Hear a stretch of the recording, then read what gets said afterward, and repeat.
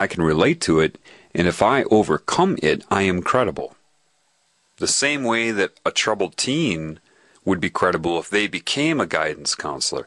The same way that Robin Williams was credible to Will in Good Will Hunting. It's almost identical. Relating is so important. Even though they still try to entice me and corrupt me and hurt me, well, that's expected, isn't it? I mean, if you go up to a drug addict and tell them to quit, they're going to hate you. And they're going to try to justify their addiction. Then they're going to try to offer it to you. If that doesn't work, if the fight doesn't work and hurting you doesn't work, they're going to try to get you to do it. Doesn't the alcoholic always want to pour you a drink? Misery loves company. Why? They're trying to justify their condition because they're frightened. They're frightened of the unknown, which is why they use the unknown to scare givers.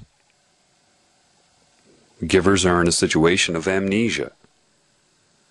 Taking uses fear and threats of the unknown to scare givers. If I were to give you one certainty in all existence, I would tell you this. Never, anywhere, anywhen, should a taking consciousness be in control of a giving consciousness. And if that happens, that is certainly a state of disease, regardless of scale. It is disease.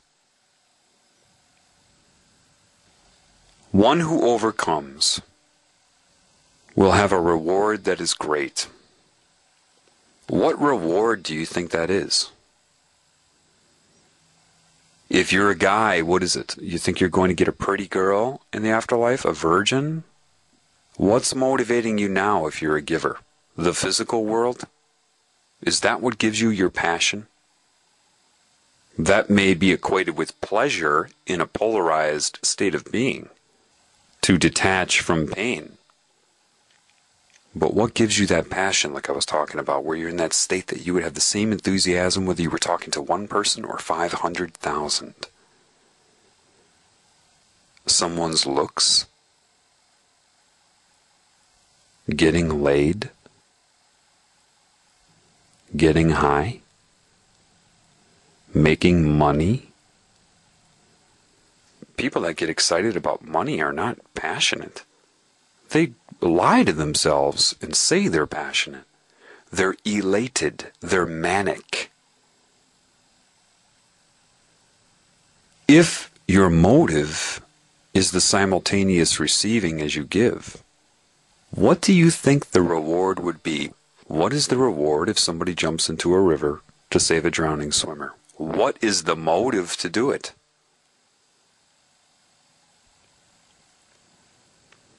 If you have a friend who's a drug addict and you try to help them, what would your reward be if you overcame the problem?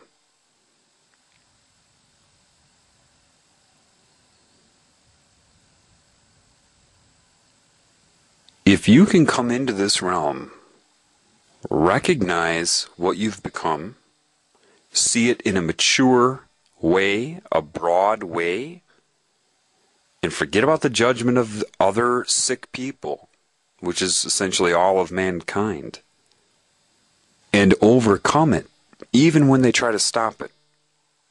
Blackmail, social persecution, pain. If you overcome that, what's your reward? Why'd you come here? Why are you here? Why is the Spirit doing what it's doing? Why? Why does a giver give? What is your reward? Jewels? You can have a Porsche in heaven? What? Money? You're going to be rich in heaven? Food? What? What is it you think heaven is? What is it that you think is going to be a reward? Bow down and receive your reward. And they open the box. What's in there?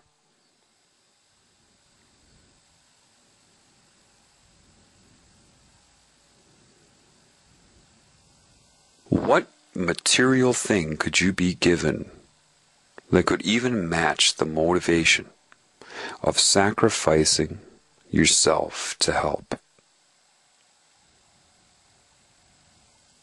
What's the reward?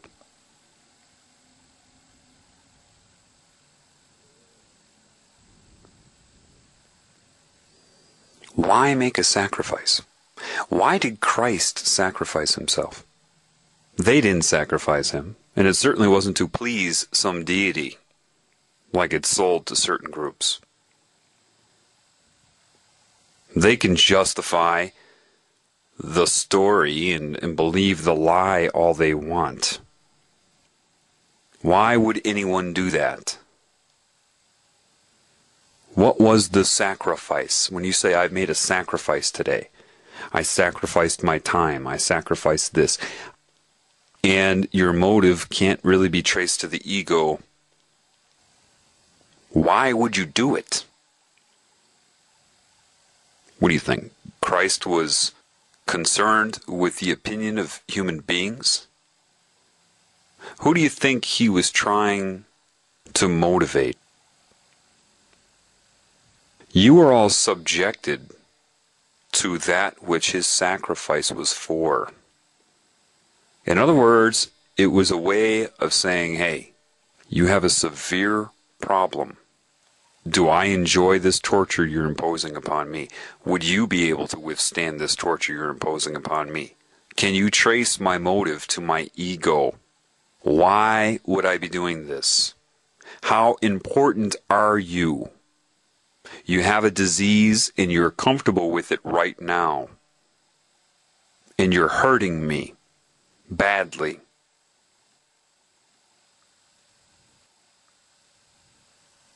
How important do you think this is? Now, if you're still in a taking energy, you don't care any more about that than a mosquito cares about hurting you. You don't even consider it. So what would the return of Christ be? What, do you think that man and that personality is going to return, do something, smack you all up, give you a big spanking? What? How about the realization from within what the value of life is? And when you truly know what the value of life is, you will know that it is irrelevant of scale. Therefore, one being is as important as the whole. When it is realized what that man actually did, and any like him that did the same thing, and why. Why? When the taker finally realizes and receives that gift, the gift is timeless. When it receives the gift, forgiveness is the wrong word, except if you really look at the word, for I give. When a taker receives, it is also a giver. When it's on that wavelength, it has knowledge. When it has that knowledge, it understands. When it understands, it will metaphorically collapse, metaphorically cry. It will be in awe of how could it do what it has done and be forgiven.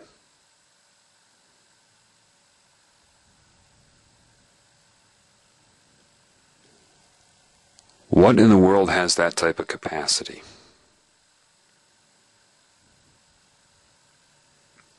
And it will realize that no taker should ever be in control of a giver.